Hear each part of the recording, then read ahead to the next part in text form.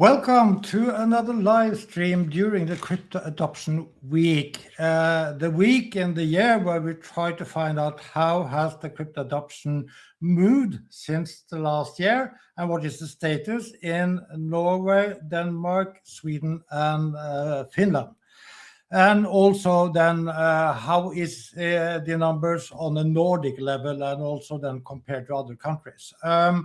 Yesterday we had the live event for Denmark with a great panel also related to the Danish election, which is today.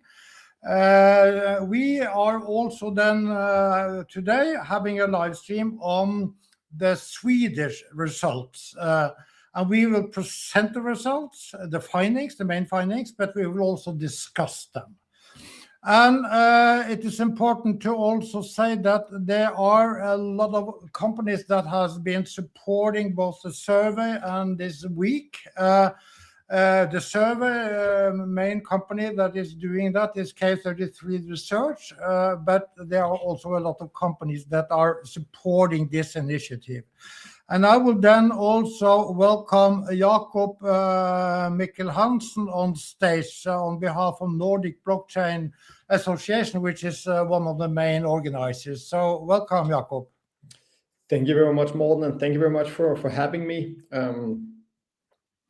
Yes, and I thought that maybe you could then explain to the viewers what is Nordic Blockchain Association, what is your mission and what are your main activities?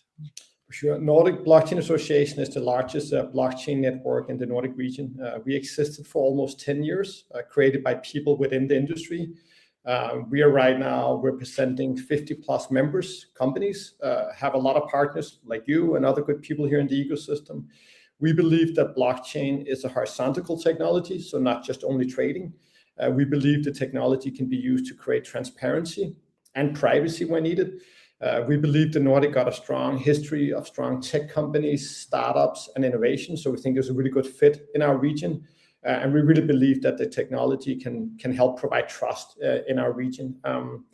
What we do and how we operate is that we try to represent all the Nordic countries. So we've got a board member from each country. We operate in all the 4 Nordic countries, but as well the Baltic region. We have 3 main things that we try to do. We have working groups, so we work very closely with our members and industry to create a good.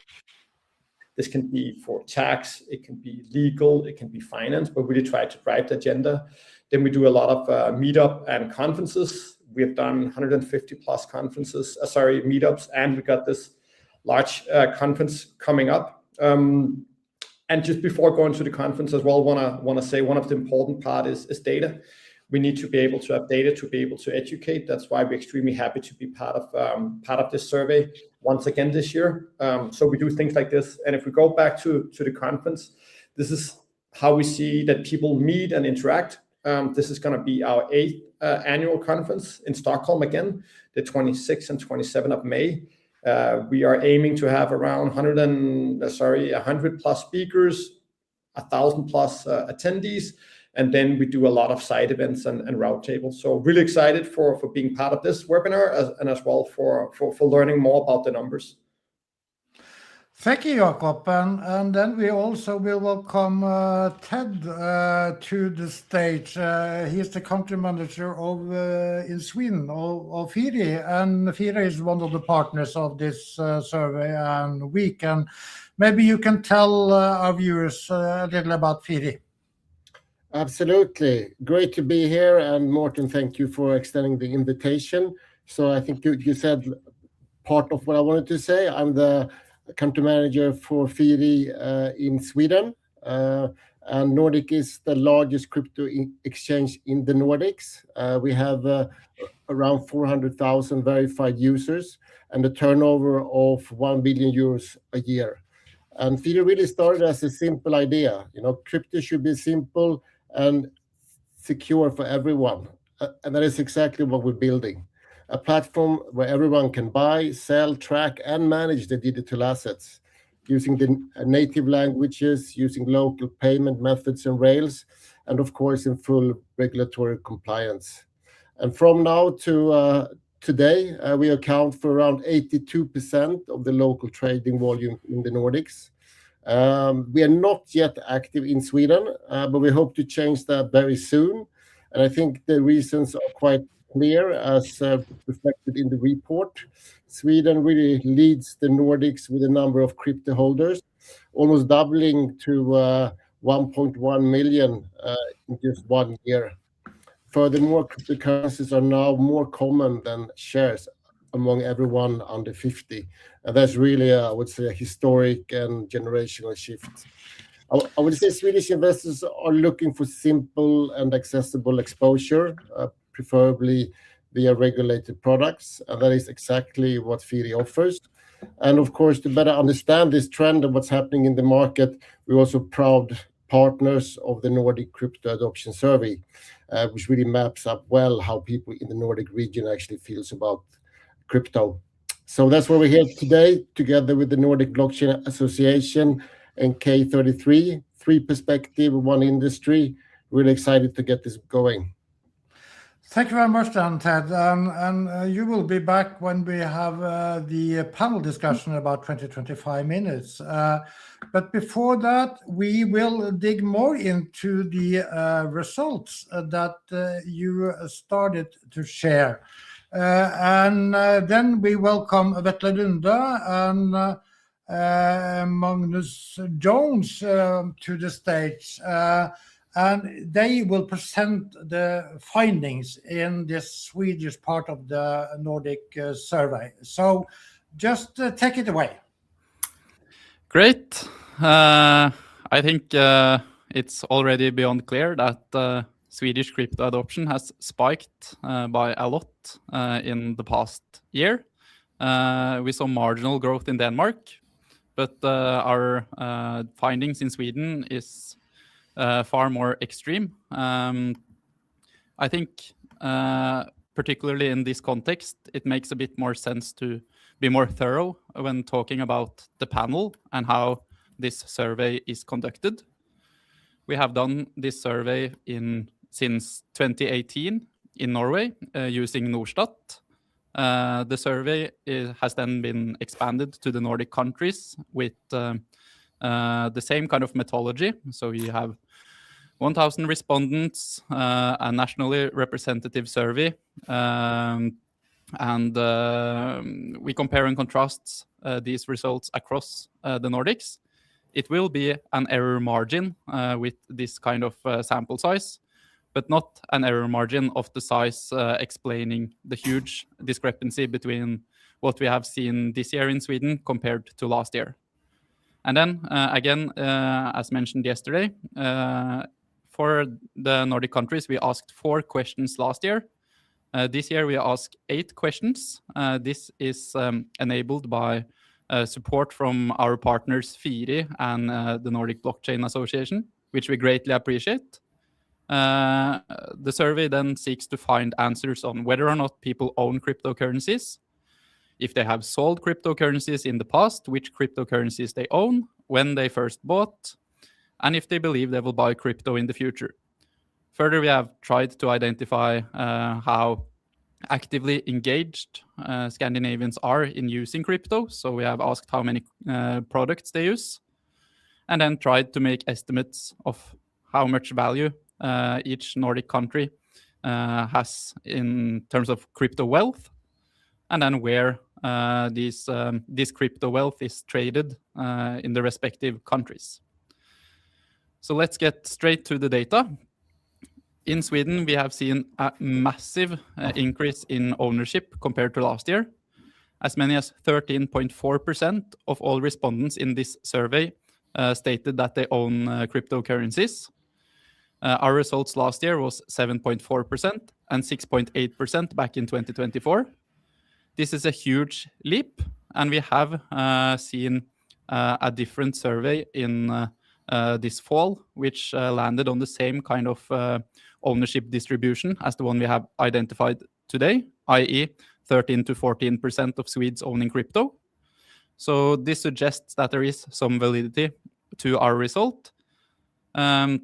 It might also be that we were somewhat unlucky when we ran the survey last year, given that Sweden had a far more tame growth in ownership results compared to the rest of the Nordics, where Sweden was by far an outlier in terms of owning little crypto, whereas this has adjusted meaningfully this year.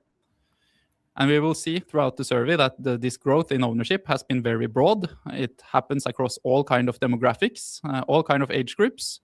And while the typical Swedish crypto owner is a young male, ownership is very common among more or less any age cohort. And Sweden also have this unique feature of Swedes accessing crypto through ETPs in a far more prevalent manner than we see in the rest of the Nordics, which is likely a result of Sweden being so early with launching crypto ETPs, being the first in the world to launch exchange trade products for crypto. And we will get more in detail on these findings later in the survey. But what this percentage number translates to in absolute terms is that the Swedish population has now 1.1 million Swedes owning crypto, a growth of 500,000 Swedes compared to last year, a very meaningful growth, and also a number that firmly establishes Sweden as the country in the Nordic with most crypto owners. And when it comes to the growth, we see that comes from all age groups. We have seen a significant growth specifically in the younger population, 18 to 29 years old, growing from 16% to 27, 30 to 49 from 8 to 18, and also in the older age groups of 50 to 64 from 6.5 to 10, but even the 65 plus actually going from 1 to 2 is also strong here. So we see that on all over, it has been a significant growth in Sweden. When it also comes to this slide, this is a question that we have had in, or a fact that we have looked into in Norway for many years, because we have had data. Now we also have it from Denmark. Now we also have it from Sweden. And in Norway and in Sweden, in Norway and in Denmark, we have looked into the age groups of 40 and younger. In Sweden, we look into the age group of 50, just based upon how Norstat is splitting into the different age groups. And what it shows here is that within the age group of 50 years and younger, we see that we have more Swedes who owns crypto compared to stocks and shares. That's compared one-to-one, not in values of the different asset classes, but just the ownership per se in itself. And that's a very strong differentiation in the ownership differentiations here. In Denmark, it was a very tight race we saw yesterday with 350,000 Danes owning crypto versus 340,000 approximately who had stocks and shares in the age group under 40. So we see an even clearer split here in Sweden when it comes to this. When it comes to the age group of 50 plus, we see that there's more people that has stocks and shares compared to crypto. This is something that we have seen from Norway, including Denmark also. And if we merge, call it all the numbers together, we see that there are estimately around 960,000 Swedes who has stocks and shares, while it's 1.1 million plus Swedes who is actually owning crypto assets. And when it comes to the split between male, female, and the diversity questions, we have seen that it's been a doubling actually in Sweden, going from 3% ownership to 6%, while also naturally a strong growth on the male side due to the overall growth in itself. We looked into these numbers yesterday with Denmark as well. And there we saw that it was around 4.4 in Denmark. So Sweden is leading the way here. And from last year's survey, we had an average in the Nordic on 4.5%. So Sweden is actually beyond the average when it comes to diversity in crypto in itself.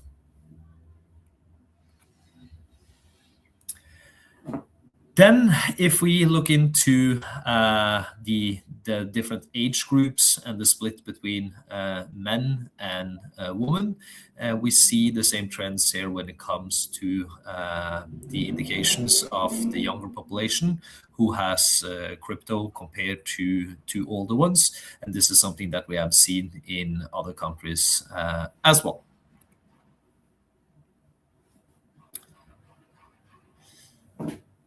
And this question we have as a brand new one for Sweden. And here we asked about the reason for why you have sold or liquidated your crypto assets.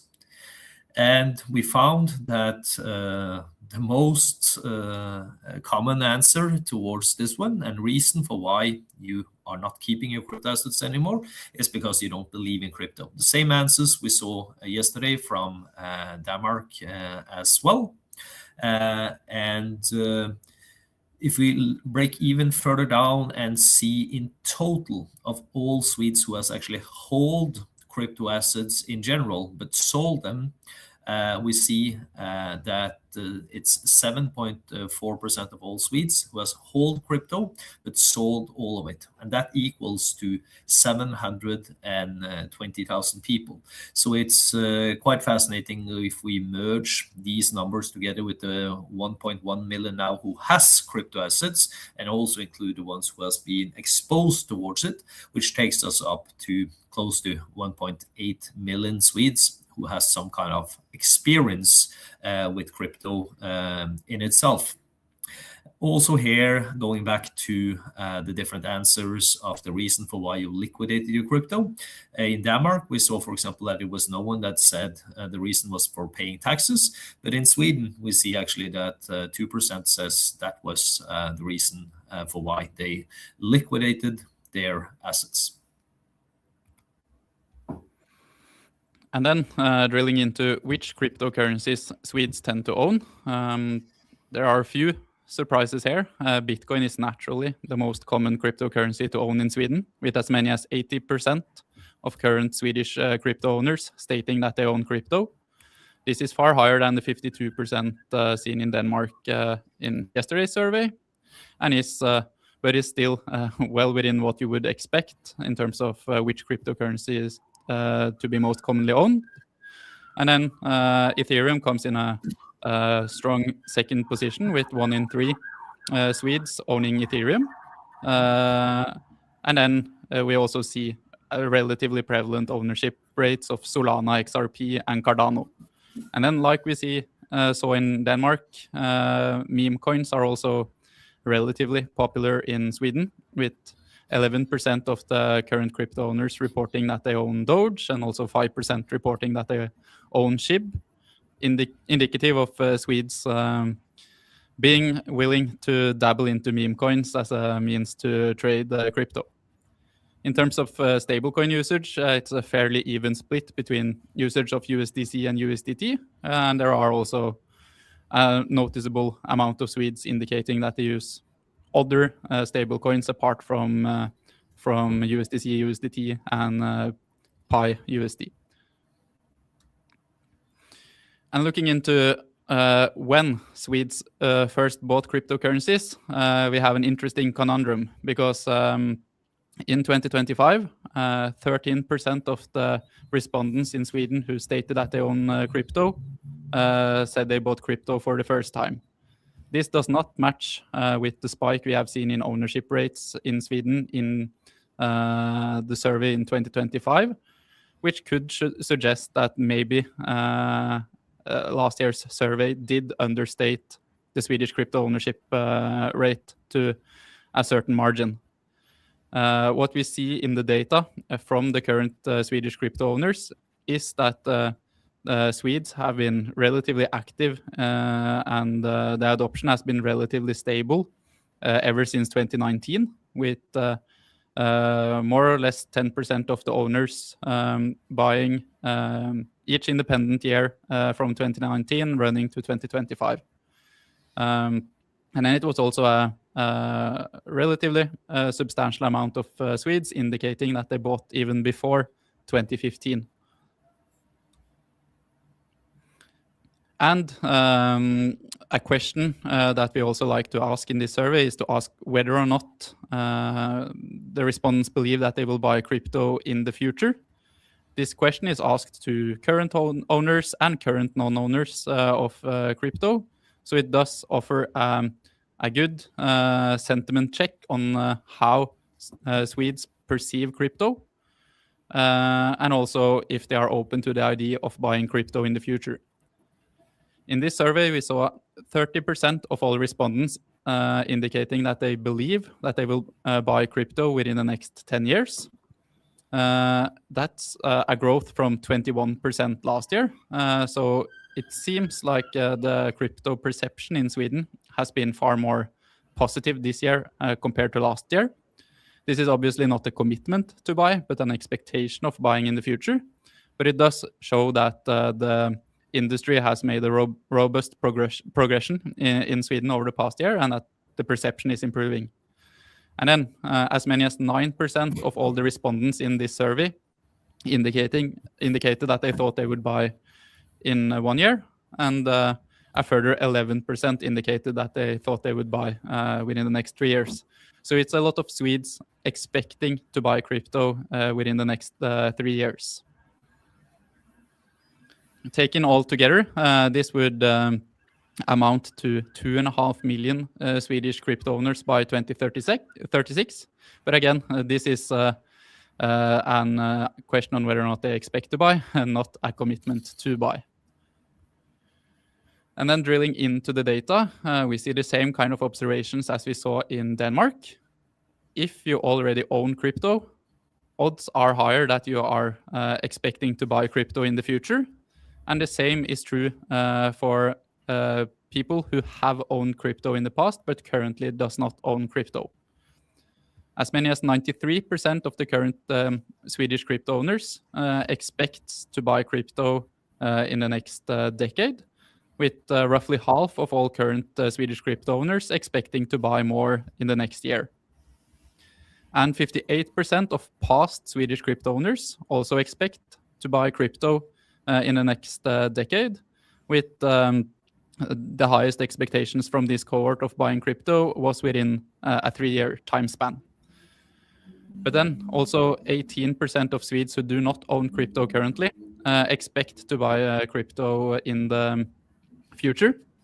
And taking all of these percentages together, and also assuming that current Swedish crypto owners do not decide to sell their holdings, Swedish crypto ownership could reach as high as 29% of all Swedish adults by 2036, which would be very, very high and very, a big number, to say the least. And then looking at the expectations of buying crypto in the future per varying demographic, we can see that the positive bias to cryptocurrencies has been broad. It's happened across all age brackets, ranging from the young adults to the older adults. It is more common to be to expect to buy crypto in the future if you are young. More than half of the respondents aged 18 to 29 expect to buy crypto in the future. But it's also more common to expect to buy crypto in the future than it was last year, even if you are older than 65. And we also see that the expectations of buying crypto in the future has grown significantly across both genders compared to last year's survey, with as many as 4 in 10 men expecting to buy crypto within the next decade, and nearly 1 in 5 females expecting to buy crypto within the next decade. And when it comes to the places where you are preferring to buy, sell, trade your crypto assets, we see that the ETPs, the ETF, the exchange traded funds products, they are still very strong in Sweden by 23% who is using them. And in so matter, it's also quite fascinating to see that then almost 2/3 of Swedes that are investing in crypto through ETPs, they do not invest in crypto through any other exchanges. I.e., it means that approximately around 16% of all Swedish crypto owners, they have never actually interacted with crypto per se itself. They just own a stock and a share that represent crypto in so matter. So this is also down to a quite interesting element of the whole industry that we see growing. However, when we look into the numbers in itself, we see that Safello has always been strong and still are strong in Sweden, with 12% going up from 9% last year. BTCX is at the same level with 3%. Trio has declined from 9% last year to 4% this year. Firi is new on the market with 2%, and we see the same with CoinMotion also. Coinbase, as for the international ones, has always been strong there. They have grown from 17% to 20% this year. And Binance is at the same level of 11%. When it comes to the right side of the graph, where we have also asked questions relating to the DeFi, the decentralized finance ecosystem, by i.e. Using Uniswap, Hyperliquid, and other DEXs, the decentralized exchanges, we see that has actually doubled since last year, where it was less than 4%, while now we're at 8% in so matter. So it's also interesting to see that in Denmark, for example, we had close to no respondents who were using Hyperliquid, while it could seem like Swedes are more mature even on that area.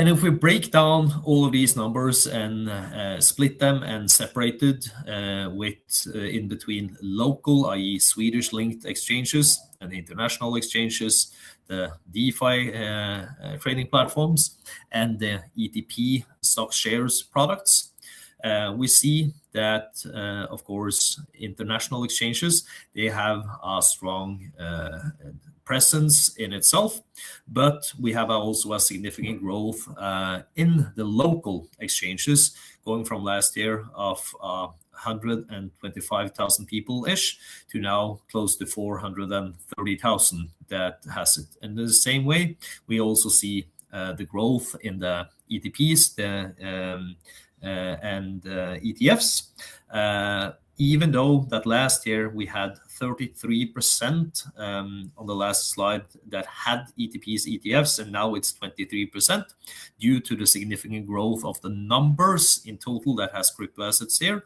We have actually then a growth when you look into the numbers of people who is using that type of crypto product.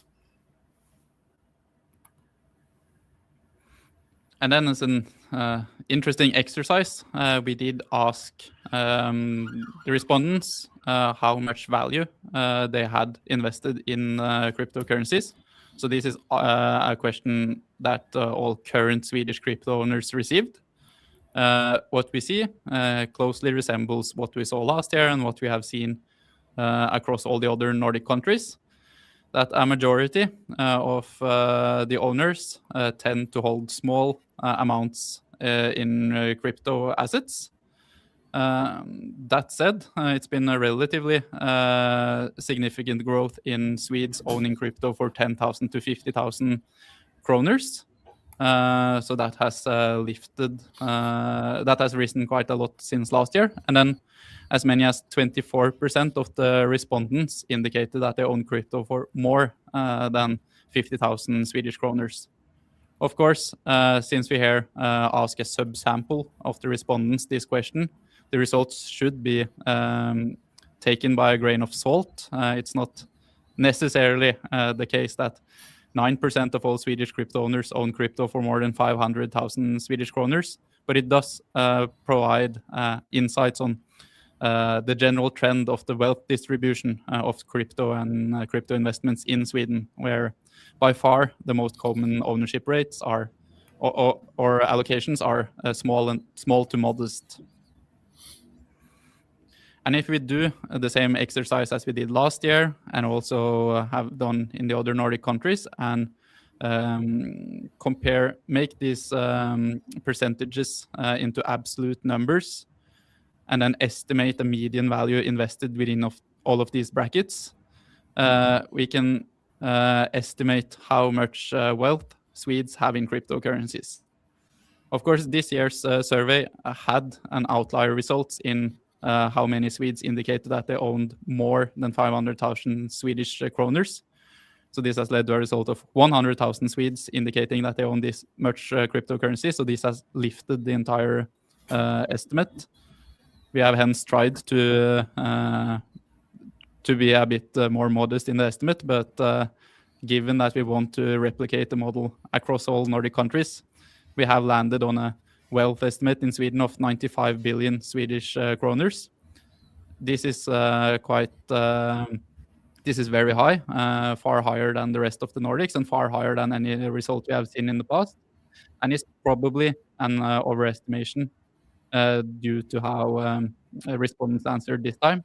But it still goes to show that the Swedish crypto ownership is approaching a meaningful size for the Swedish economy, and that the crypto industry should be considered with as an relevant industry for both the Swedish FSA and also for traditional institutions looking into this market. It has already become big and meaningful. And finishing off the survey with a new question for this year is, which crypto products do you actually use? And here we see, not surprising, like in Denmark, that the most popular functionality is to buy, sell your crypto in itself. We see that we have actually a quite strong presence when it comes to the storage part of crypto in Sweden, that we're sort of saying non-present when it comes to in Denmark. But that's that Swedes apparently around 14% says they store their crypto at a centralized exchange or an institution. That can be also linked then towards naturally the ETFs, the ETPs in some manner. When it comes to the meme coins, you can have lots of feelings and meanings about them, but we saw it also in Denmark that they are a point of entry for lots of people to actually get into crypto in itself. So you can always discuss what type of functionality they actually have in the ecosystem also. Staking products are also more popular here in Denmark. And we see approximately the same rates for the stable coins, and also when it comes to other types of uses of privacy coins, while Denmark had a stronger presence of the NFTs, the non-fungible tokens in itself. And when we have made, call it some profiles on typically crypto users in Sweden, we see that the ETP owners, they have a portfolio of between 10 to 15,000 Swedish crowns and represent approximately 16% of the owners. They have, in general, then naturally just one product because they're just into the ETFs, ETPs in some manner, and they do not use then any types of more advanced crypto such as DeFi's or stablecoins or NFTs in itself. Then if we separate and split between the casual holders and the more crypto native core and degen holders on the casual side, then we see that they normally have a portfolio less than 10,000 Swedish crowns. That equals to 63% of the owners. They use on average 1.4 of the products you see on the right side there. And They are also exploring typically meme coins, as said, and also privacy coins in this matter. The crypto ones, they have a portfolio of more than 100,000 Swedish crowns. This represents approximately 7% of the owners, and they use almost 4 products on average of what you see on the right side there. Typically, DeFi, staking, meme coins, they're using self-custody, i.e. not storing on a centralized exchange, and also derivatives in some matter. And this reflects, call it the typically advanced crypto users that we see in general from lots of other jurisdictions in itself. So summarizing the whole thing here, we see, as said, that we have approximately a little bit more than 1.1 million Swedes who estimately own crypto, 13% of all adults in Sweden. It's a ratio between 21% versus 6% when it comes to diversity. So we are very happy to see that that is growing in Sweden, as that's a very, very important element to the whole of the industry. The wealth in itself that is estimately kept in Sweden currently is getting close to 100 billion. We're getting to 95 billion Swedish crowns right now. And we have potentially, by the time frame of the next 10 years, 30% ownership in Sweden, which equals 2.5 million owners. But then also, like said, bear in mind that it's a little bit more than 700,000 Swedes who has already dealt with cryptos, who has went out, who potentially also could come back. So we see that it's a good momentum and a strong presence of the future when it comes to crypto in Sweden. Thank you very much, then, Vetle and Magnus. And just maybe only one question for you guys. And you also explained better that maybe the number last year was too small, perhaps, I don't know. But still, you have said a couple of things that if you summarize the people that has owned it and that owned it now, that is 20%, you said, Magnus. While Vetle, you said that if you add potential buyers to the ones that owned it, then you could reach 29% at 2036. So to me, this seems to be crypto going mainstream in Sweden. Is that correct? Yeah, I think that would be a very fair assessment. It's a survey showing the same kind of observation that we saw across the Nordics last year, but not in Sweden. It speaks volumes of how the perception related to crypto has changed in Sweden in the recent years, and it shows that currently crypto is not perceived as the Wild West that it was in the past, and is more people are more open to the idea of engaging in also this economy. Do you want to comment on it, Magnus? Yeah, I copy what you have identified there, Morten, and also what Vetle said. Crypto per se in itself is more mainstream that lots of people are actually thinking about in general. It's legal, it's compliant, and it's fairly easy to get it out. And also the user interfaces are getting better and better in itself. And still, we also see that lots of different type of crypto products are coming into the market, like we saw on the different types of products that you're using. So I think that's where we see the differentiation between just holding a crypto assets, while in other cases you can actually generate different types of yield and earnings, whether or not that's staking or other mechanisms that you can put into it.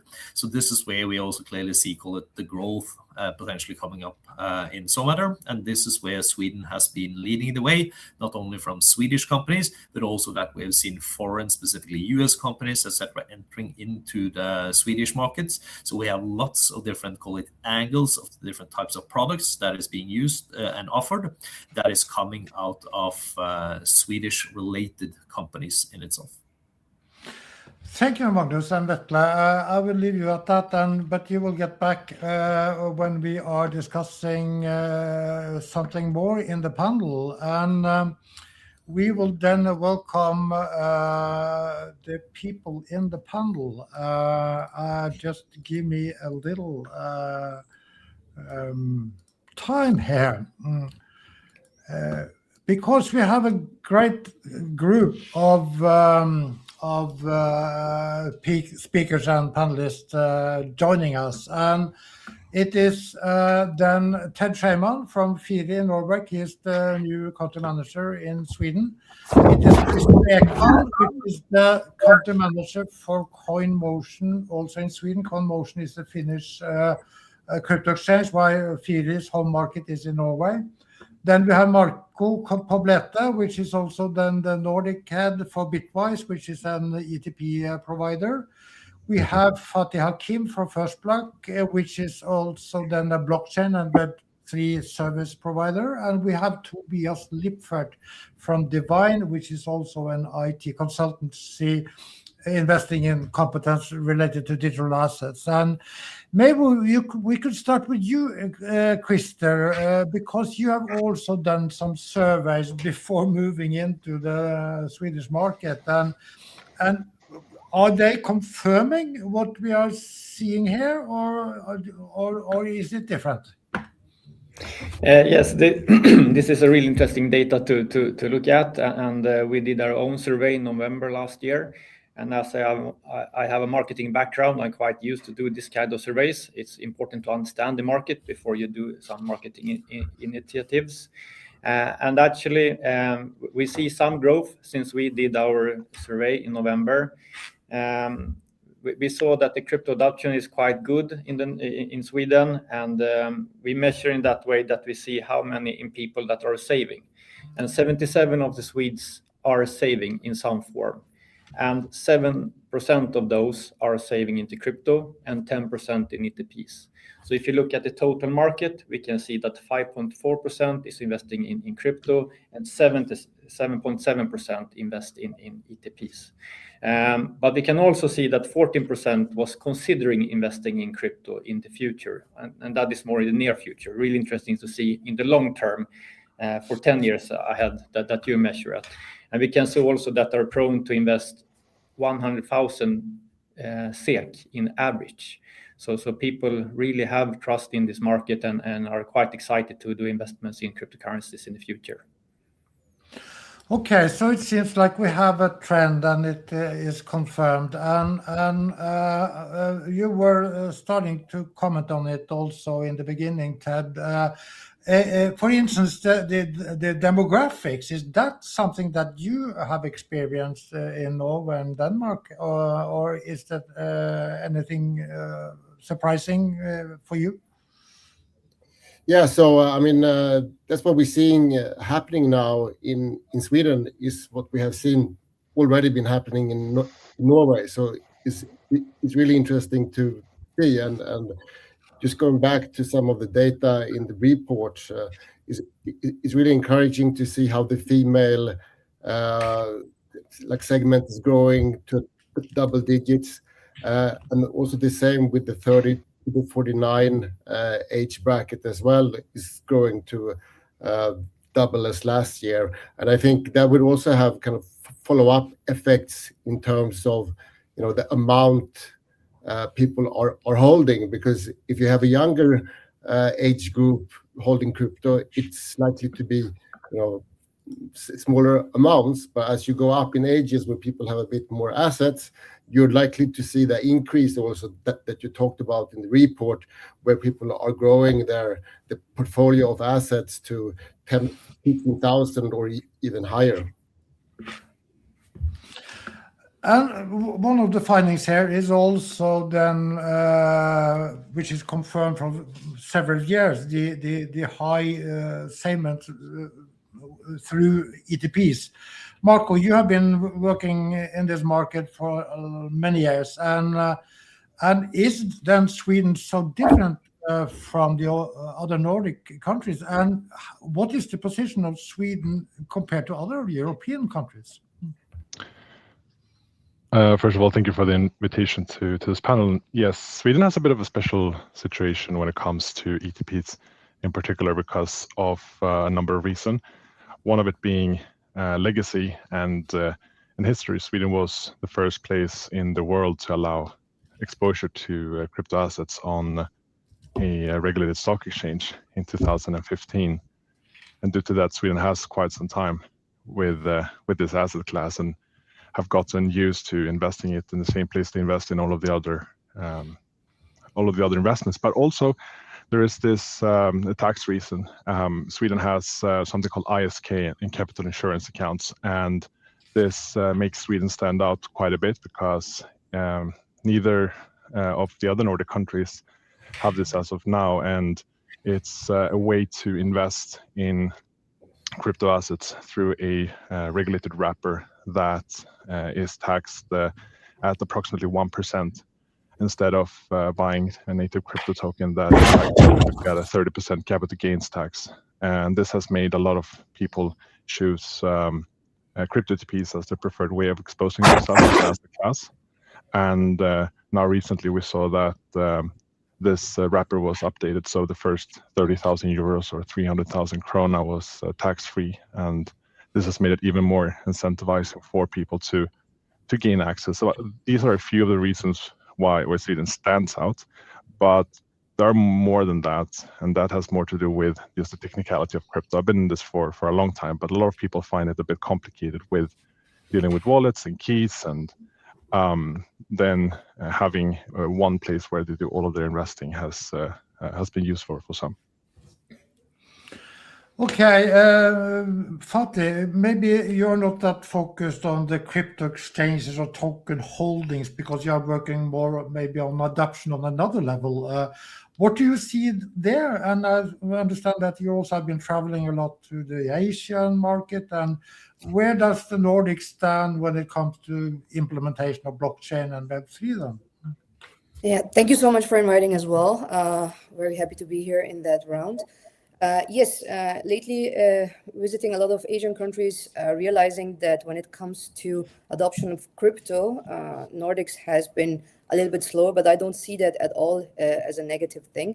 From outside perspective, somebody who moved to Sweden 7 years ago from a German-speaking country, what I found when I moved to Sweden was that the trust in regulatory structures in Sweden are very strong, and these numbers are actually not at all, for me at least, surprising, because seeing so many different financial instruments being offered in the Swedish market, like the ETPs, and also seeing that a lot of women are deciding, nearly doubling, joining the market is something very nice to see. But as I said, like the trust in compared to Asia or even in Europe, in German-speaking countries, the trust on regulations, on regulatory and the way how to do taxes, the uncertainty that we saw back in the days in German-speaking countries is not at all the case when it comes to the new or the instruments that, as Marco said before, already exist since 2015, the ETPs in the Swedish market. Comparing it with Asia, when it comes to crypto, obviously the numbers are completely different. When it comes to when it comes to exchanges, when it comes to KuCoin, for example, is very highly represented in that market, or any other Binance in that case. But if you compare it with the knowledge of crypto and the knowledge of blockchain, when it comes to Sweden, I unfortunately can't say I can see the same numbers. I think we have to do a lot of more education work when it comes to that. I mean, we know that already with stablecoins coming in, Europe is using already in a bigger number of stablecoins when it comes to Switzerland and so on. So the tech itself is being used, but what we don't see in compared to other countries in Sweden is that blockchain understanding goes more and more mainstream. That's also why we just see it in projects like a lot of gaming projects are coming, where obviously a pain point is trying to be solved. But there is so much more that we see in Asia. For example, value caption of other other things that can be traded, not just financial or capital, but also other values that can be captured by tokenizing them. And that is not something, we are not that far yet, I would say, in Sweden, if I compare it with Asian markets.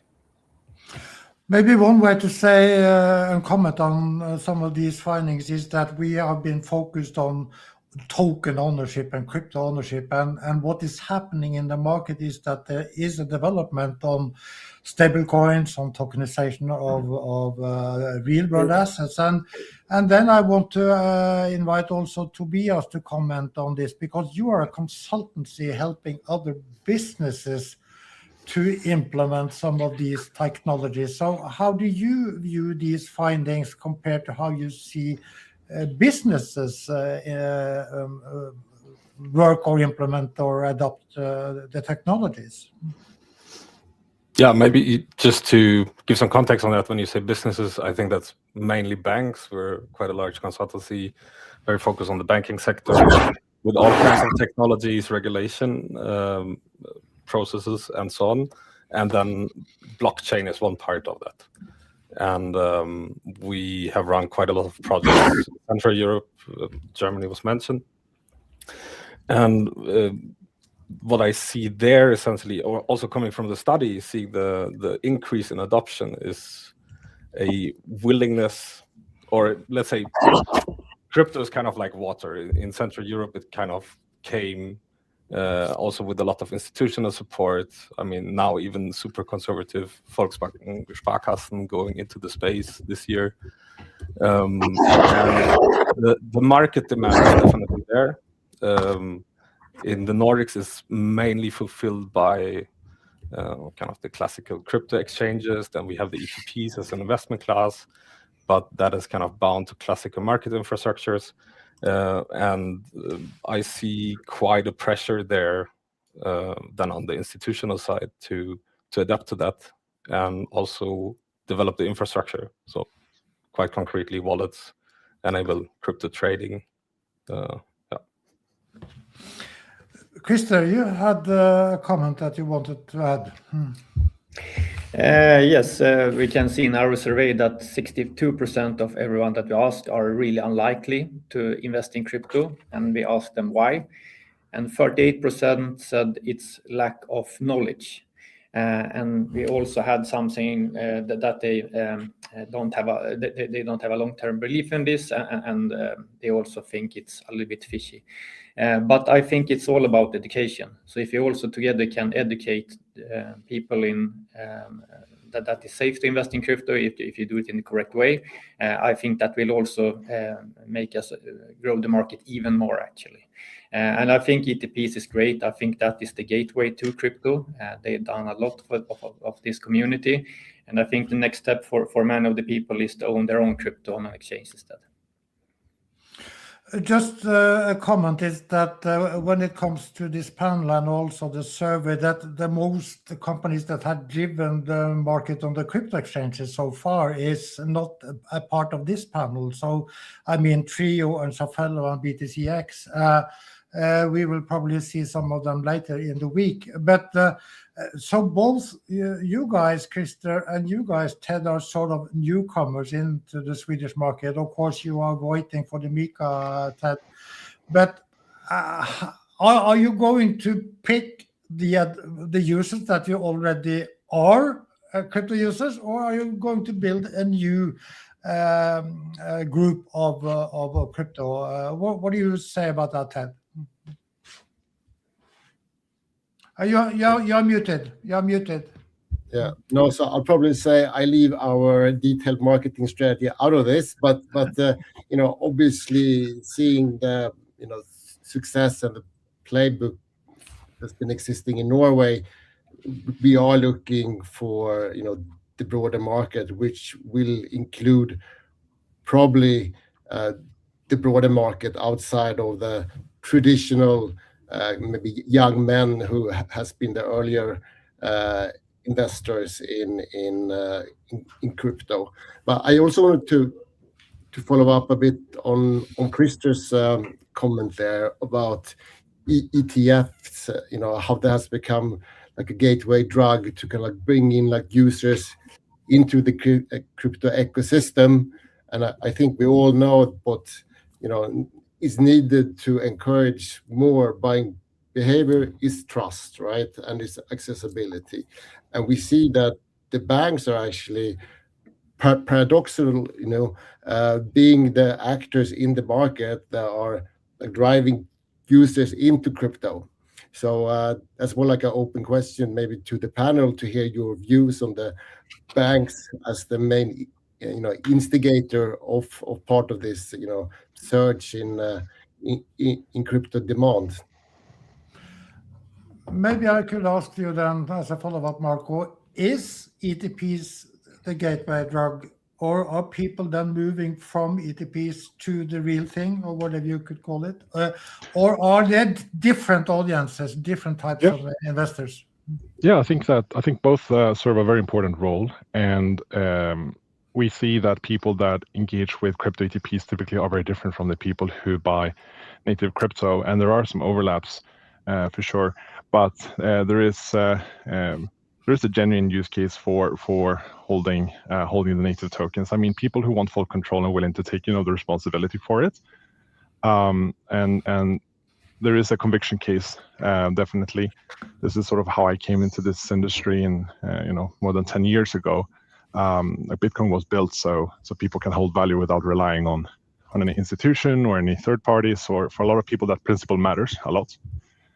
It's about self-sovereignty, and there is also maybe a preparedness angle of it as well. Some people want access that exists completely outside the traditional financial system, and assets that can't be frozen. We see turmoil in the world that work, regardless of what happens to banks or governments, and that's a form of diversification that isn't captured by traditional portfolio theory. I'd say ETPs for a different use case, because ETPs are more for like the broader range of investors who are looking for Bitcoin or Ethereum or Solana in their ISK or capital insurance account. They, a family office that needs a regulated instrument for their compliance framework, or a private banker who only lists securities. Could also be people who are interested in things like staking but don't want to set up their own nodes and all validators. And something that I think is surprising a lot of people is that crypto natives use ETPs too. I know investors who hold, both Bitcoin in cold storage and also an ETP in their ISK or capital insurance account. So having both is quite common, and it's not contradictory at all. It's just smart tax planning, and I think that if you hold the conviction position in your wallet and the tax optimized position in your ISK, both can serve a purpose. I would also like to address the comment from earlier, because it's quite common in these panels, like, is crypto mainstream? And what is, like, when is crypto mainstream in the market? And I started looking into this and seeing, okay, how do we define mainstream? And one of the things I thought about was paddle, the sport that is very mainstream.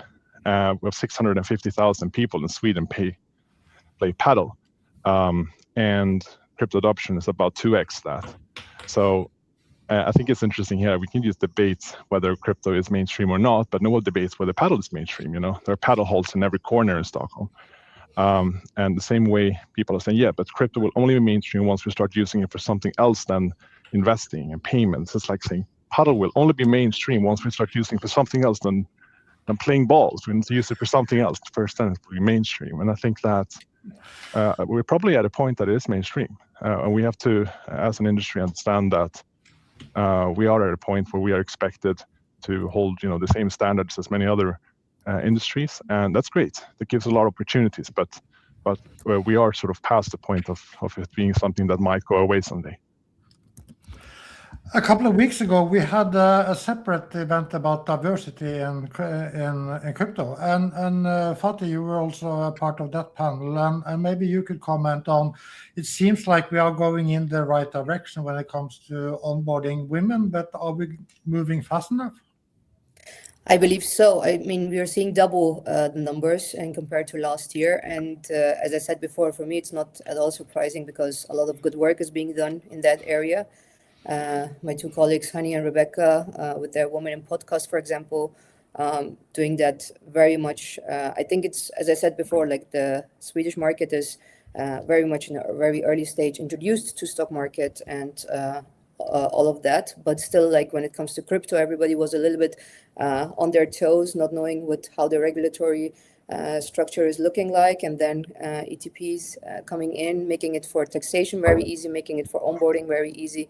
And I think we women are very intuitive, and we see in which direction, when the feeling is right, we do that. And I think my two colleagues are doing a great job there when it comes to getting women educated and getting them into that market as well. And if it's fast enough, I would say doubling the numbers looks great to me, but obviously it can't never be fast enough, right? As we are reporting, we often see that there seem to be two different news stories right now. At least we have a little depression regarding Bitcoin and the crypto market, while all the movements on the digital asset is moving with quite a high speed. And you, Tobias, you are also observing that, as I understand, and you have been also asking the question about, well, if Sweden is not in front of this part of the development, who should we then look to? And your answer there has been Germany, and that has often surprised a lot of people. Can you explain that for us, Tobias? I think that's from a Swedish perspective. When you're an institution, which are kind of our the people we consult usually, so there the German market is, or the DACH region in general, so Liechtenstein and so on, also playing in there, are very interesting because everything that happened there is kind of at the forefront of blockchain adoption in an institutional context, by banks, by FMIs, and so on, and it's under the same regulatory umbrella. So that makes it very interesting, I think, from a Swedish perspective, because it's all two-sided. There were early movements in the Nordics, in Sweden especially. The e-krona project was very early, tax advantages for ETPs, as we heard, very early, and so on.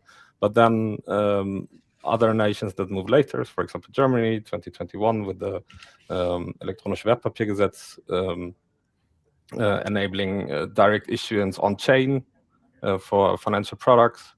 That was kind of a catalyst, I would say, and that was driven also by the institutional side. And that's something I sometimes lack here in the market. So, as said, crypto is very much on the startup scale-up side of the business environment, and not so much on the institutional side.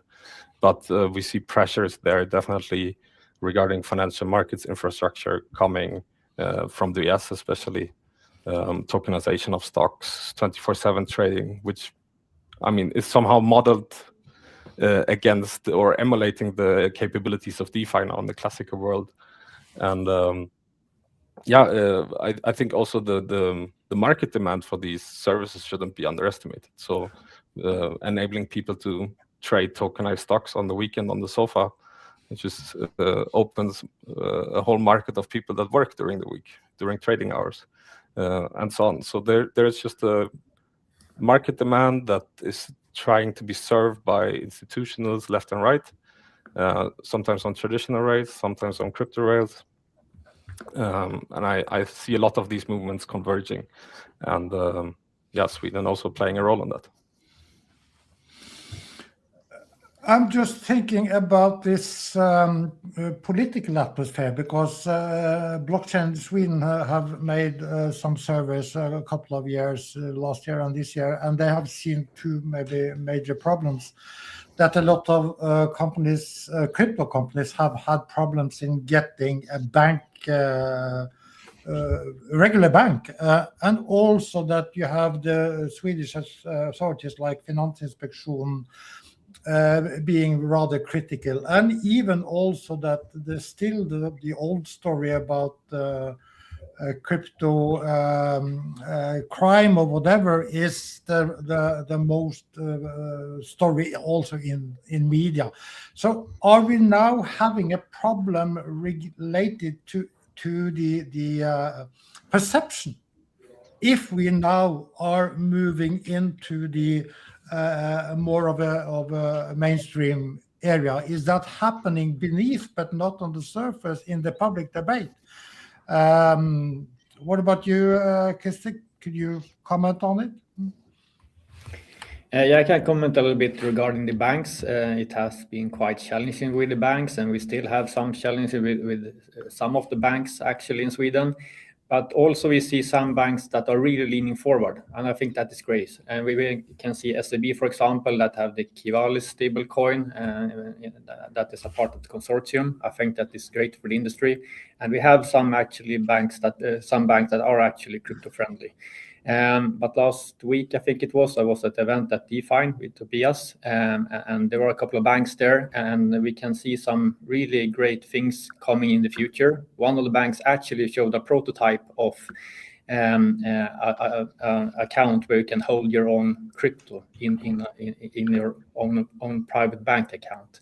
So I was really excited about that one. So that will also make crypto even more mainstream. So I think it's a great opportunity for growth in the market. And we also discussed about women in Bitcoin. I think it's great to see the growth in both genders.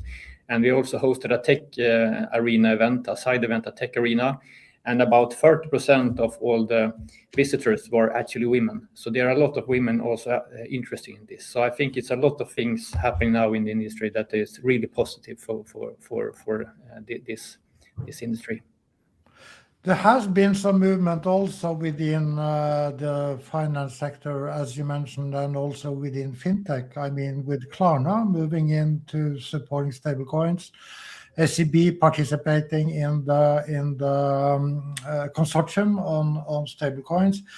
Do you think, Marco, that this will then perhaps be a second wave of traditional companies moving into the crypto space, not necessarily with ETPs, but with other types of, for instance, payment rails? You have to Yes. Yes, thank you. No, as much as crypto is very mainstream for the retail user in the Nordics and in Sweden, it's not been institutionalized up until this point. Large institutions are largely not engaging with crypto assets or either through crypto trading or other forms. This is still a long way to go. And what we are seeing, and this is something that we spoke about when we went to the regulator last week, and a few of you guys were there, is that the banks are worried about losing deposits, about getting less deposits into the banks, and how that's going to affect their ability to issue credit, but also, of course, their bottom line. And one way to pragmatically address this is to be the place where the inflows go, which would be the issuer of the token. And we are going to see more and more of these banks looking at participating in these consortiums because they see that they need to find a way to keep themselves ahead of the curve, and being a issuer of stablecoins is one of the ways they can do that. In terms of providing trading on the platforms, we've seen a bit of ETP trading on the banks, but a grand majority is still done on the brokerage platforms, the large Swedish brokerage platforms. And we're probably going to start seeing a lot of the more traditional asset management firms and traditional portfolio managers starting to allocate within their mandates, especially since we had quite recently a regulatory change in Luxembourg where the CSSF made crypto ETPs permissible inside a UCITS structure, which means that for the first time about $550 billion of assets theoretically could go into UCITS funds, which means they could go into both ETFs and mutual funds, which could go into places where you would typically not have crypto exposure, such as pension platforms or even the premium pension system. And these are venues where we're going to start seeing increased crypto adoption in the future. And one of the clear indicators of this is that we saw a lot of the UCITS funds, when this was announced, started offloading their holdings in substitutes, such as crypto treasury companies or companies in the crypto ecosystem in order to start holding spot. There was one here, I think it was Marco, that mentioned that the question about crypto and utility. Well, investing is utility. I thought it was the content of that. But always people have also talked about the Web3 and for that matter, metaverse or NFTs or utility in the blockchain on other, for instance, in logistic in the supply chain. Are there any use cases that are growing, Fatih? What do you see? I mean, there are a lot of different use cases coming from different industries. Something that it has been worked on many years now is obviously in the industry of carbon credits. A lot of different countries and a lot of different companies try to do that, but still we had what I can see from my point of view is that the adoption in that area is also was not that successful. I think we need some more time, some more knowledge needs to be built in that area to really be able to do that in the Nordics or in Sweden. I would say something. As I mentioned before, somewhere where we see it a lot in the Nordics is in the gaming sector. I mean, we have a lot of good gaming companies here in the Nordics, and they definitely looked into how to bring in blockchain and Web3 into the gaming sector. The gaming industry is not taking it in very much, but I mean, it's a big solution for that problem point that they're having in that area. And something I'm seeing slowly growing more and more is not slowly, but actually rapidly growing more and more is real-world assets that is being adopted quickly. And I think Tobias who mentioned it before. He thinks that Germany is very far ahead of us in that area. As I understood, something about Germany from somebody who is coming from Germany, we are very good when it comes to theory, but when it comes to praxis, we are a little bit slow, right? So I think that Sweden, it's exactly that was the reason for me back in the days to move to Sweden, because in Germany we spoke a lot, we did a lot of thesis and all of that, but like really doing that, the innovation side was missing, and that is something that I'm seeing in Sweden. When it comes to ideas, we are very quick in taking it in and ideating around it and creating a lot of different ideas. And I hope that the more knowledge is coming into the market, the more solutions will be really brought on the market. Yeah.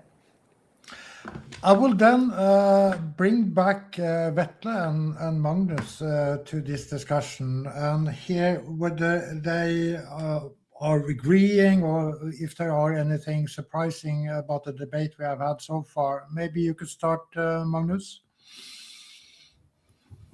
No, I sort of think we have touched up on good reflection when it comes to the Swedish market on everything from the taxation part to how it's being built up and carried out, and also on other elements. So there's no surprises to me from also following the Swedish market closely.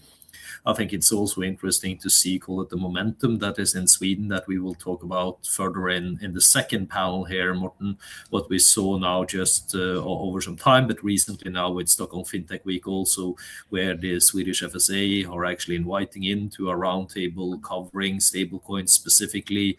We at Nordic Blockchain Association were hosting a separate roundtable on it, but also Nordea as a bank are looking into it, and we will go more into the details there.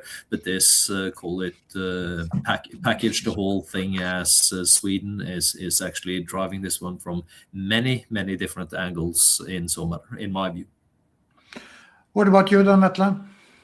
No, I think we touched upon a lot of very interesting topics, and I find it profoundly interesting how Swedes behave differently compared to the rest of the Nordics in terms of where they invest. It's natural because of XBT Provider was a very early pioneer in making crypto accessible through ETPs. And then that access has been a huge factor in driving how the Swedish market has turned out. And it's you can ask whether or not it's a good or bad thing that so many people use ETPs, but I agree with the message that ETPs serve a very positive niche that both help institutions but also private people. You get to invest in this scarcity of Bitcoin and Bitcoin's like investable properties, but you do not get the 24/7 dynamics of Bitcoin spot markets. So there are pros and cons, but a very valid way to form exposure in crypto assets.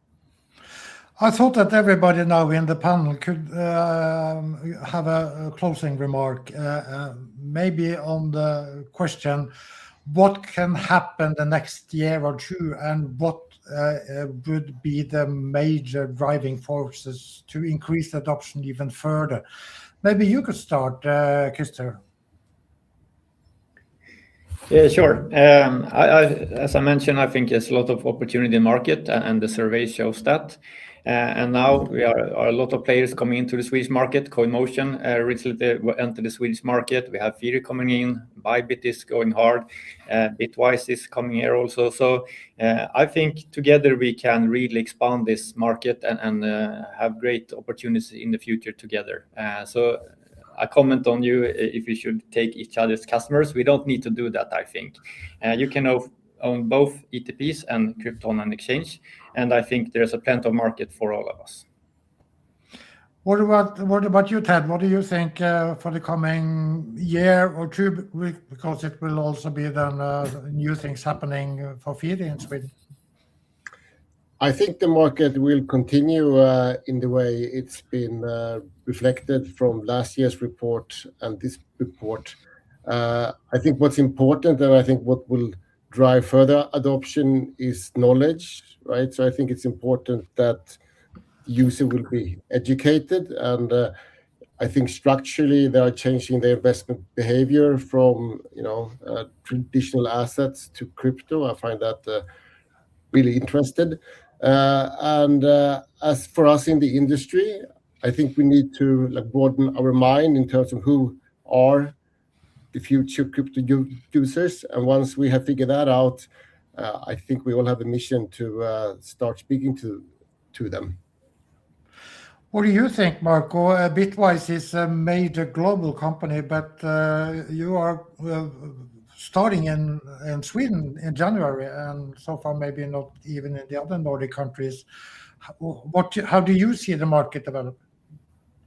I think the industry as a whole has everything to gain from seeing how can we, as an industry, help this become, everything it can be and to grow. We are doing similar things all across the world where we're working together, especially I would say across. So Bitwise is multiple things, but mostly known for its asset management. And we work a lot with crypto exchanges, actually. And those have been strong partners across the globe. And that's what I'm foreseeing in the Nordics as well. There's a clear synergy there between the two entities. And that's a way to gain adoption, because at the end of the day, Bitwise comes from people that are closely connected to both Bitcoin core developers and the Ethereum Foundation, and working towards making Bitcoin everything it can be and making Ethereum everything it can be needs to have the broad adoption, the institutional adoption. And for that, the entire industry needs to move together in tandem, and I think we can do that. What do you think then, Tobias, viewing both the European market and also the Swedish market, but you have also been building your business in Sweden for the last couple of years, and how will then institution in finance and consultancies drive adoption? Yeah, so first of all, I want to second Marco's remark. So essentially, I think a bigger cake gives more for everyone. And that's definitely the momentum I see also in this market. Kind of everyone aligning, more and more professionals in the room, as there is also more market potential. Yeah, and then on the institutional side, I think in the next 1-2 years we will definitely see some signals, especially in Sweden. I mean, Quivalis was one big signal, I think, and I think we will see more there. What about you, Fatih? When we are thinking about the targets group or audiences within this space, we're often talking about professionals. Maybe most of you guys are professionals. And then we have investors of different sizes and colors. But we also have builders. And builders cannot be necessarily developers. It can also be business developers. It can be people working on AI. How important will builders be in the next phase of crypto adoption in Sweden? I think very much they will be very important in that area, especially with AI coming in more and more. We are seeing a lot of misuse of information or data in that area. So one of the things that will probably we will see in the next 2-3 years is a lot of blockchain technology used combined with AI to make sure that the data is really owned by the owners and not just by big corporates. That I definitely believe. And I think also with AI coming in more and more, it's blockchain is enabling that sector as well. We see first time in our in history, I mean, like digital ownership is becoming more and more, as Marco said before, probably mainstream with all of that. And it's great to actually see that so much in AI is happening right now in Sweden. But I would definitely prefer, and I think that will that is just a given that it will also include blockchain in that area. Okay, and then to Magnus, how do you see, after being working on this survey for several years and reporting on them and analyzing on them, what do you expect for next year? Yeah, not to copy the others, but rather copy myself from the Danish session we had yesterday. I would say that still we see not necessarily on the consumer side that it will be a significant growth or whatever. I believe if you look into a year ahead or an exceptional things per se, but more like Tobias was mentioning and others here as well, call it the back end side of the banking, the TradFis and the infrastructure elements, and how we are creating different type of crypto products that is legally compliant. They generate yield. They function into the mechanisms of both ERP systems, of traditional finance and business operations in general. I think that side will grow, but that is not something that we see clearly out on the street or read on the front of the newspapers or whatever. So I expect, call it the most, call it important growth to actually be happening on, call it the back end infrastructure side, and where all of these players, among others we have here together with us now, have different roles of different products, of different solutions that the TradFi actors are actually needed in there. So this is how I see it personally, that the revolution is happening on the back room, the back end side, rather than when can we go and spend our Bitcoin down at 7-Eleven classic mantra case, but more for operational industrialized sides of different types of mechanisms, all depending on what type of business activity you are doing. And this is where crypto actually really makes sense in more and more cases, also not only in Sweden, but internationally and actually cross-border. What do you think then, Vetle? Will you be still as excited to open up the Excel sheet next year, do you think, to see where the trend goes? I'm always excited to open the Excel spreadsheet because it's a gift of uncertainties. But I think the major and most interesting development that will impact Sweden and also the Nordics alike is that the Nordic is well positioned to experience progression on the institutional side. So you have had this massive wave in the US over the past year of more or less any tier 1 bank launching crypto custody solutions, crypto spot trading, or financial advisory for ETPs. This has also been the case for a long while in Switzerland and other European countries. BlackRock proved that the demand for Bitcoin is tremendous, and there are good margins to be earned from Bitcoin products. And banks want one thing, and that's margins and profitable venues.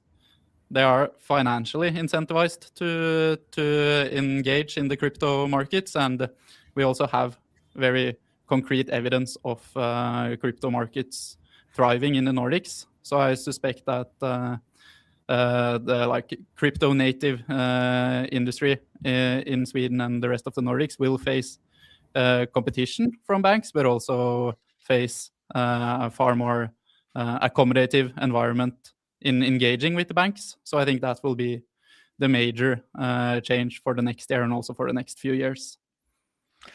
Then we say very much thank you to the panel. And I think it's the first debate where I have not heard that much about Mika.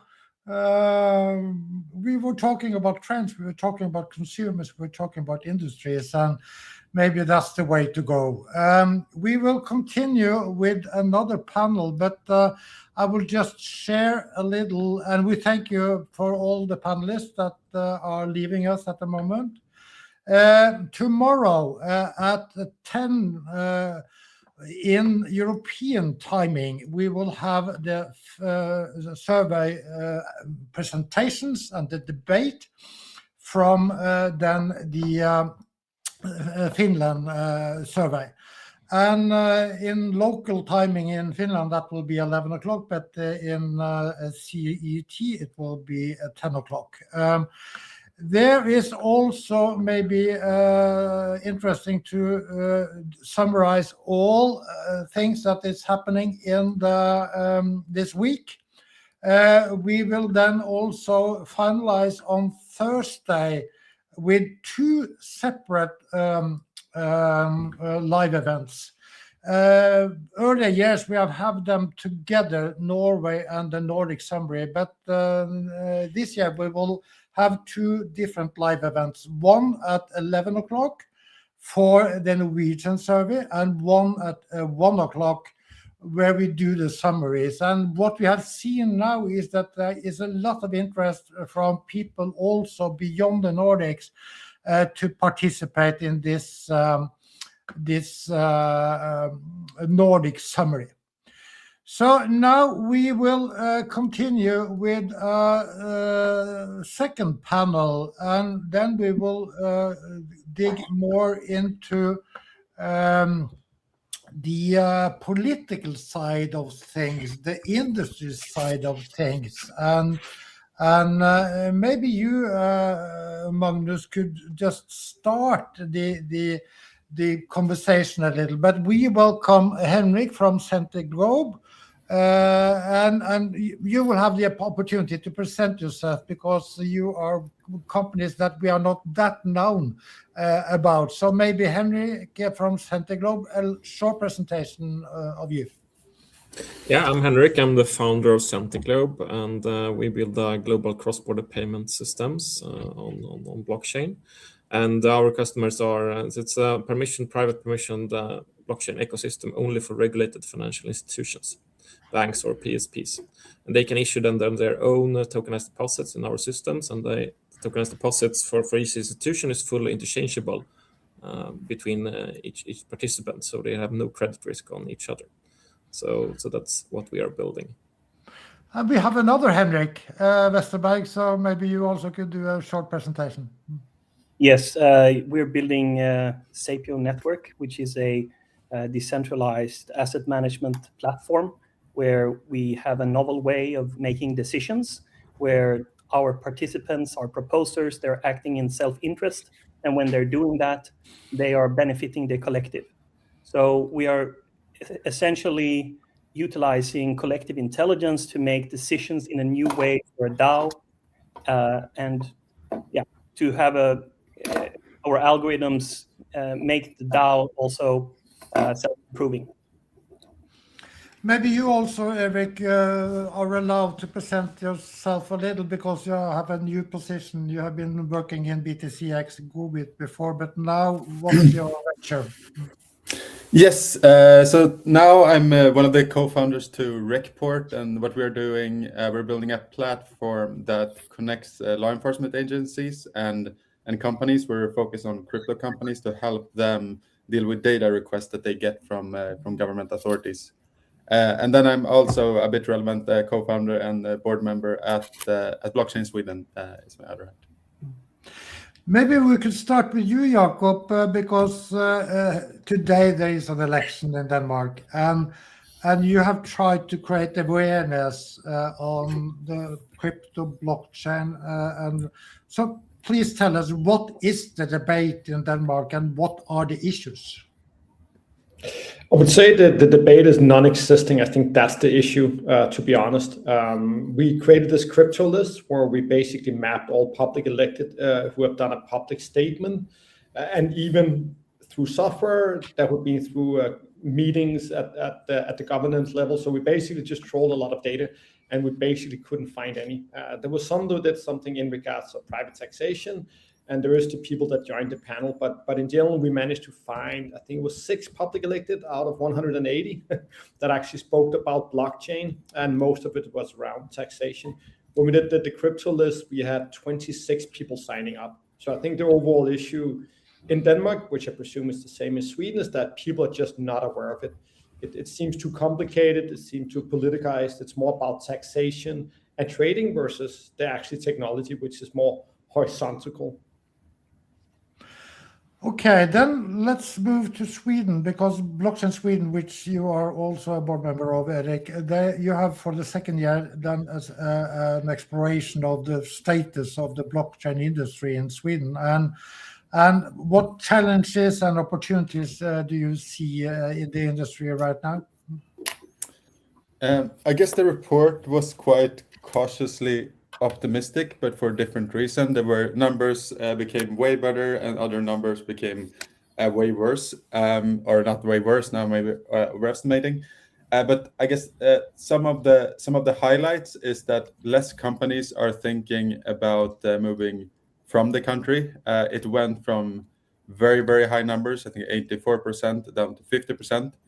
50% is a very hard number. You can also question the data a little bit. Did everyone move who responded to that question? But some other, so that was a good number. Another one that was a bit more negative was that companies now are a bit more negative of the future, how they see it, a bit more cautiously optimistic, while last time they were very optimistic. And what's that due to? You can, like, my opinion is probably that it's we have mostly small companies in Sweden that are actively building within this industry, and of course the regulatory, like with MiCA, like it becomes very burdensome for companies like this. And then just to mention one more big difference, and it's maybe quite expected. When we did it, this report the first time, people were mostly optimistic about the gaming industry, how blockchain can be utilized there. Now that has completely moved to tokenization within of real world assets. So that's maybe some of the highlights. Then I would like to hear from you, Henrik and Centiglobe. Have you developed this business of yours over many years, and have you had any challenges or opportunities or support from the authorities? Or, because I understand that you're working as a B2B company, and that is sort of your business. So how have you been able to develop that business in the environment that has been in Sweden? Yeah, so first of all, I would say that we are global from day one, since we do cross-border payments. So we need to adapt basically to all legislations in the world. And then we've been in business now for 6 years. So we've really monitored all the things that has happened and been able to be part of the MiCA in the first draft or first idea phase, basically. So we watched closely on how the regulation has evolved during the years. And I think from a European perspective, if you take that first now, then it was really high uncertainty on the MiCA, what would happen with it and how would it be. And the first drafts I read basically was catastrophic for the whole EU. But the latest version is quite okay. But still we see that we have this EU blockchain sandbox, and they made a report now on the third cohort. Basically, they bring in 20 projects, and then they see how MiCA and other regulations are fitted to their business model and so on. And the report is 250 pages of just interpreting the MiCA regulation. And basically also on all panels I've been in, or all regulatory workshops I've been in, is that we discuss a word for 10 hours. We discussed the interpretation of a word in MiCA. So it's good that we have a regulation. It's quite clear and it's quite okay, but it's a lot of discussions around just what does the words mean really in the regulation, and that's problematic. And I think more examples need to come out. And then from a Swedish perspective, I think we talked a bit more about that. Jakob and Eric touched on that it's more tax-based. And I think that's quite clear because the crypto regulation is really in the European. That's the European regulation. This is not a national regulation. And it's only tax that is basically on the national level. And I think and then basically it's more taxes in general, company taxes in general, that's the problem. Mainly like startup incentive schemes and stock options and so on. Those are the real hurdles in building a business.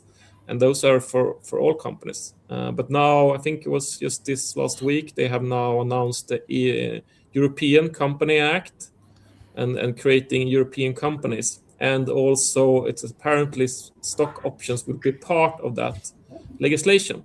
So I think EU somehow now might have opened up a much better possibility for startups in general in this field. And I haven't read the legislation so far, but everyone is very optimistic about it in the space. And I think this could also be a good push towards the national authorities to not tax in such a complex way, so it's not possible to run a business in the EU. So I think it's in general and in European Swedish perspective, I think it's been rough years, but it's looking brighter. And I think that when now MiCA is done with, or at least the first version, it's much more clear landscape, and you can as a business navigate. And we see that also the banks are entering the market.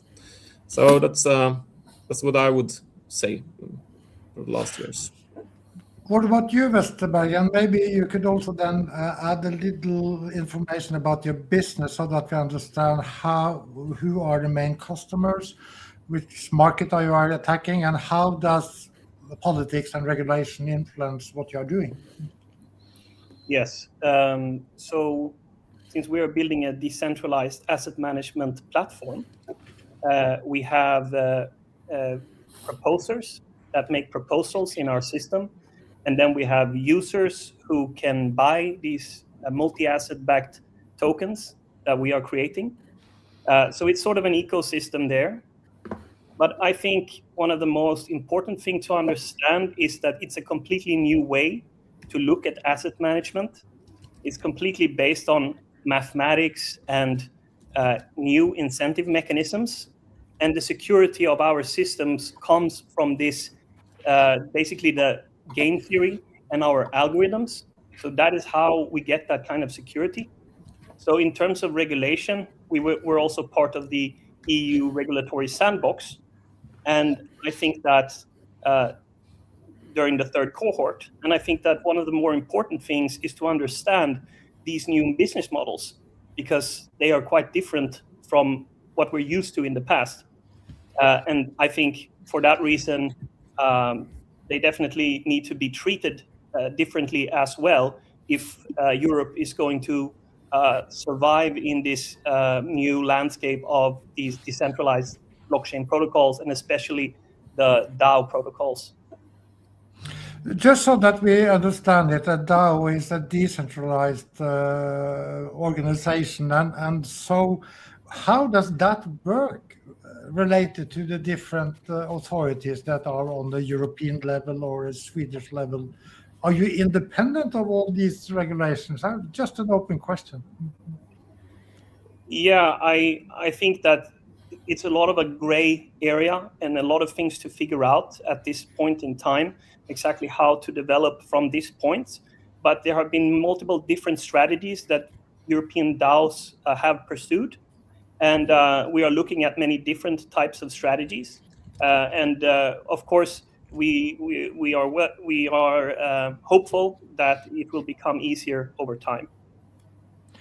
Yes, and that brings me to you, Magnus, because everybody has talked about MiCA 1, and also Henrik said that it's more or less done. And people have also been talking about, will there be a MiCA 2, and will it be good or will it not be good? And you have experience, Magnus, from companies that have organized their an incorporation outside of Europe, because the DAO regulation is not, or European or Norwegian or Swedish economy, or is not fit for DAOs. Absolutely. And now to just answer your questions directly, I hope that we definitely will not see a MiCA 2 come into place now, because that's the last thing we need. We need to figure out how to deal with MiCA 1, or the current version we have here. We're not even, say, take Poland, for example. You cannot even submit your MiCA application there. It's just incredible and nonsense. Authorities in general have no clue at the moment how to deal with MiCA. And this is what we have seen now, that there's no controls, no authorities who is in there to enforce it yet. This is just the start of it. So in this matter, we see that more and more of the actors that are building, call it in the decentralized world where Henrik are, needs to get out, call it off the regime, all depending on what they're building. For example, we have some Norwegian actors who's building a more decentralized stablecoin, and that is not allowed to do within the framework of MiCA. That's just killing innovation per se. MiCA is doing lots of good stuff as well, but then you need to be able to actually afford it. And you need to be able to afford not only MiCA, but also DORA, the Digital Operational Resilience Act, of how you secure your IT systems, how you're dealing with the AI Act, all of that part. That is not something that a startup can just do. We have just seen the start of these things where you don't only need to have one in-house legal lawyer, but you actually need 3-4 legal monkeys in there. And that's a challenge for a startup in general. So I am not that positive towards what we're seeing. What we are seeing, in my opinion, from working hands-on with the market, is that there are no de facto authorities who is addressing this market, and they're even discussing that even the national competent authority, i.e. normally the local FSA, they don't feel comfortable with it. They want to outsource the whole thing, and that is what's being discussed in Brussels right now. If EBA, the European Banking Authority, and ESMA, the European Surveillance Marketing Authority, are going to be a one-stop shop. And the politicians in the EU who really understand this side of this industry, they are arguing heavily against it. So we still have some, call it, clarifying years ahead of us. And this is to go back to your question regarding, call it, the decentralized finance element of things, where we rather see that they move out and that Nordic countries are losing out of potential income from it, because you're building a business, and like it was mentioned, no business today is only located in Sweden, Norway, or in UK, or wherever it might be. It's a group of people who goes together. But if you're looking into decentralized structures, you need protections in other way, and this is where you can typically set up trusts or use so-called legal wrappers surrounding DAOs, or that we will see even comes up now with AI agents that will be also a mix of the whole thing.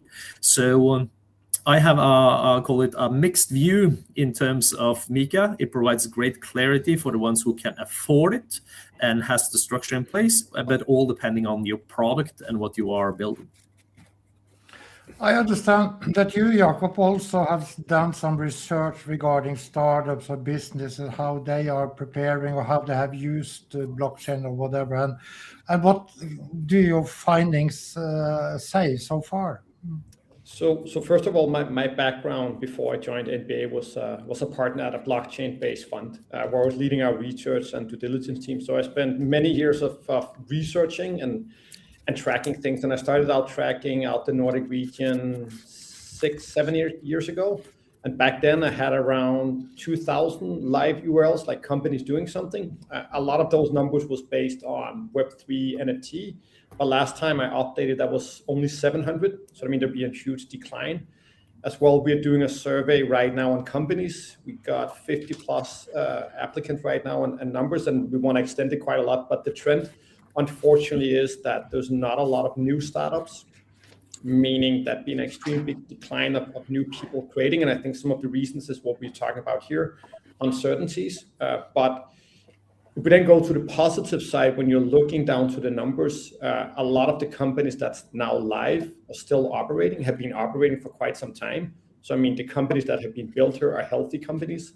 As well, what we can see is that most of them are generating revenue, which means it's companies that's quite fast go out and as Sentiglobe, like have a global audience right away. So I think the maturity of the startup we have are extremely strong.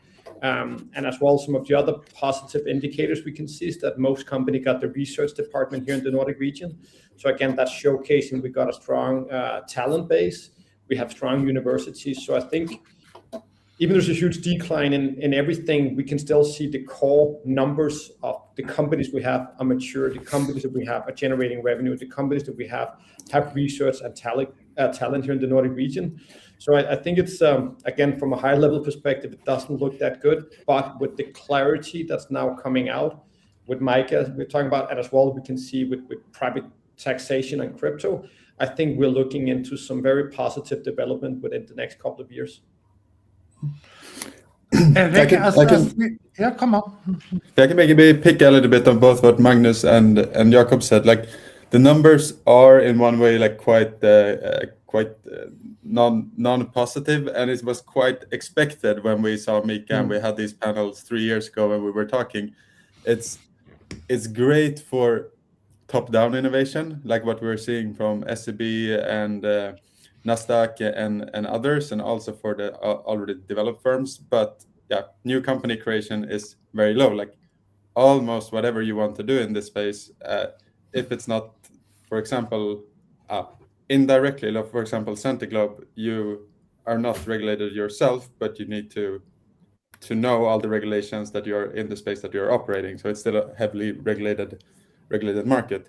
So almost whatever you build, you need the lawyers. And that's, of course, very challenging for startups. I can take my previous employer. Like he started an exchange, and it was one guy who started with a sole proprietary enskild firma in 2011. Like nothing more was needed back then, and he could start earn money and bootstrap it and get the license and all of that.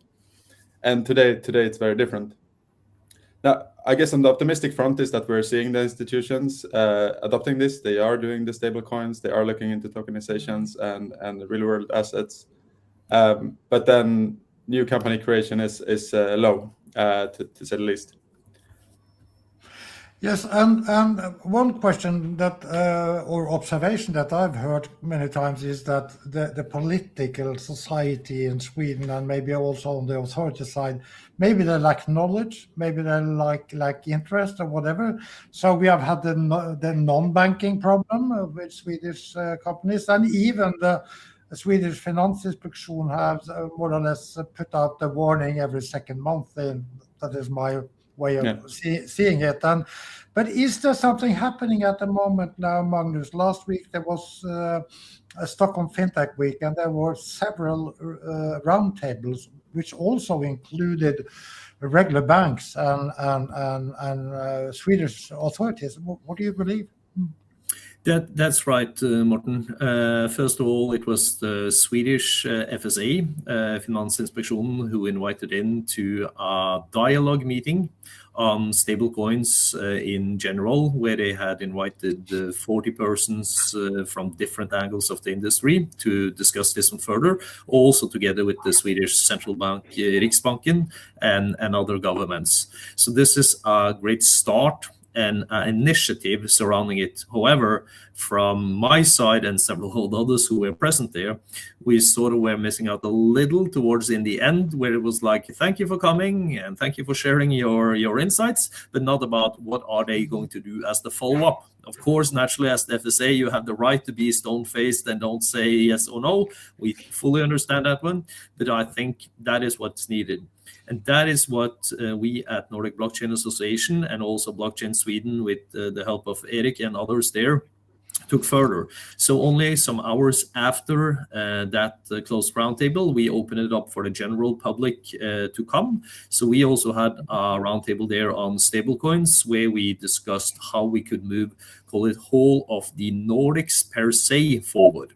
And in this matter, when we're talking about stablecoins specifically, we see a need in that, call it, niche angle of an industry to collaborate cross-border, since we have the similarities in the Nordic countries of Norway, Sweden, and Denmark to have or still have our own currencies compared to the euro.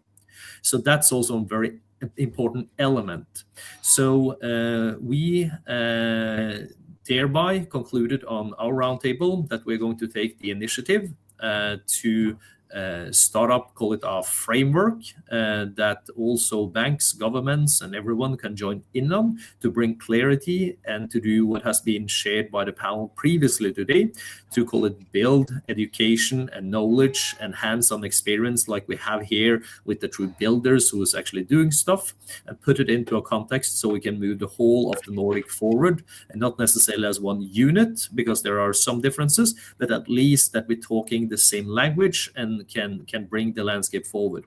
So this was just to round it up, also, call it, some of the mantras from the last roundtable there at the FinTech Week, which was Nordea, the bank, that invited also into a roundtable where, among others, Erik was, you were there, Morten, I was there, and where they also appreciated, call it, that collaboration. Naturally, they have another angle, call it, the core business operational side from the banking side, where they need to look into the, call it, the core elements of things, but still they don't have answers to all of the parts of their, call it, business models relating to this landscape. That's why they are really dependent on the ones of us in the industry who is actually working with this one, hands-on, building this one from all the different angles, whether or not it's the, call it, the coding tech side, or it's on the other operational side like Erik is doing, or like Jacob is doing overall, and specifically had done a great job on, say, the taxation part of this one to make this one happen.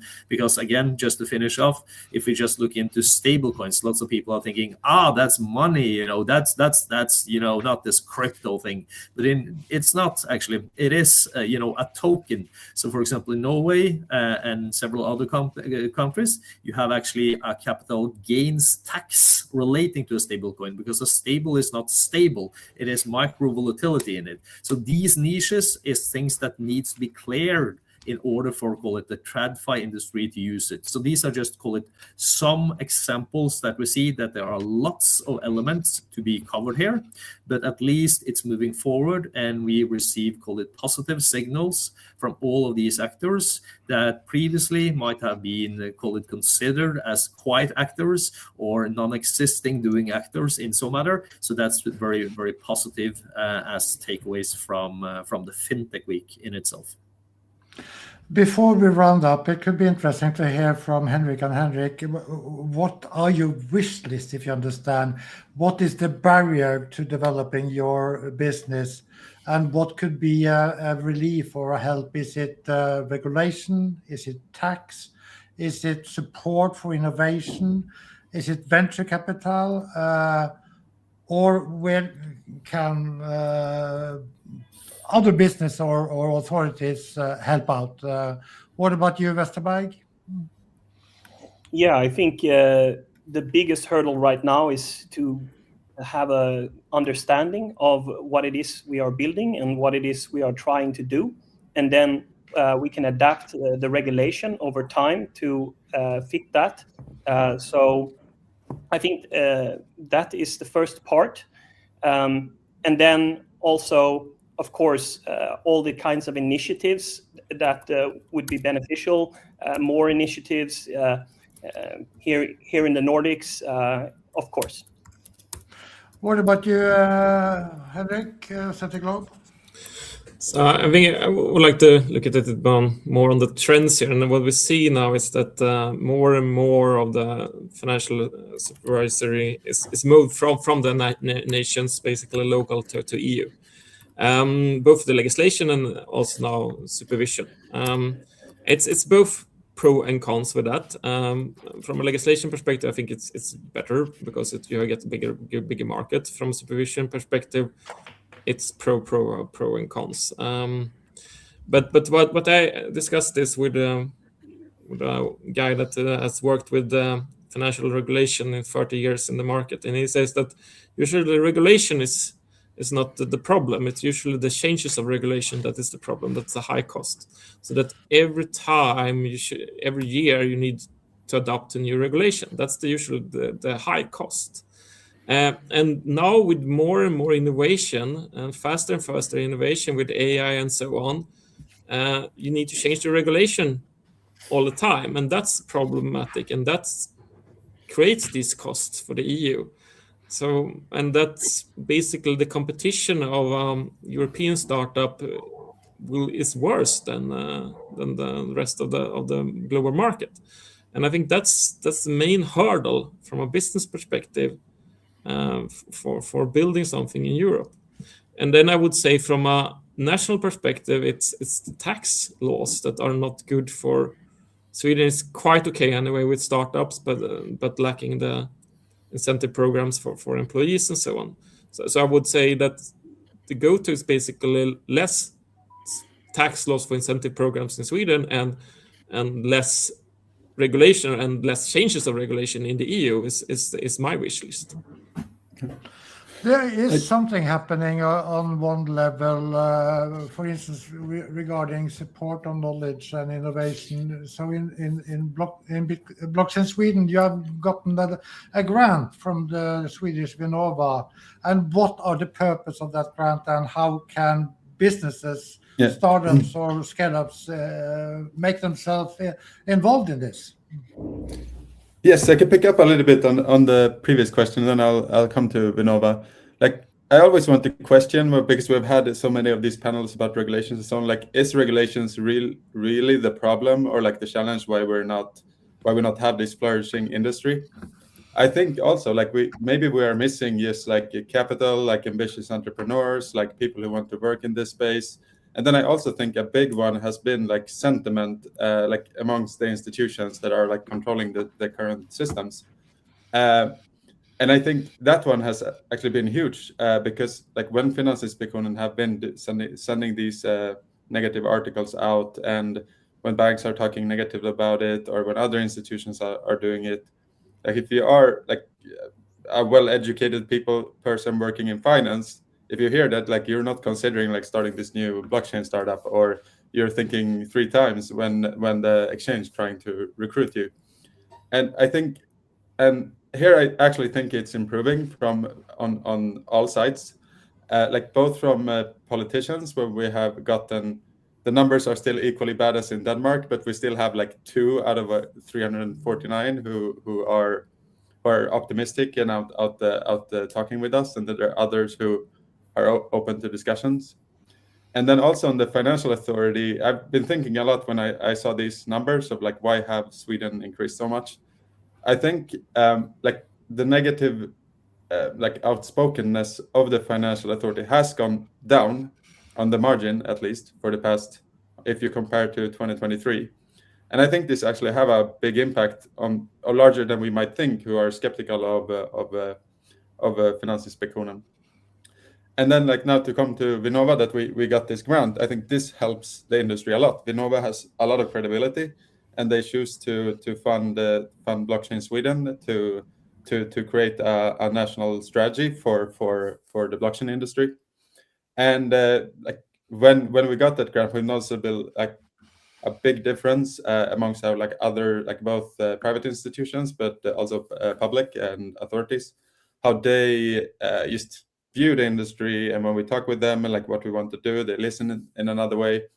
And I think this aspect, it's like very important to move the industry forward, that the negative sentiment more or less disappears from the institutions. Then we round up this Swedish live event for 2 hours. We have covered the crypto and digital asset player, and we also discussed what is then the situation more on a political level. And we just want to remind you that we are tomorrow at 10 o'clock in European time, having the Finnish live event with presentations and discussions. And on Thursday, there will be 2 live events, one for Norway at 11 o'clock and one for the Nordics at 1 o'clock. So thank you very much for everybody that has been participating in the panels, and also, of course, to our listeners. Thank you very much, Morten. Thank you.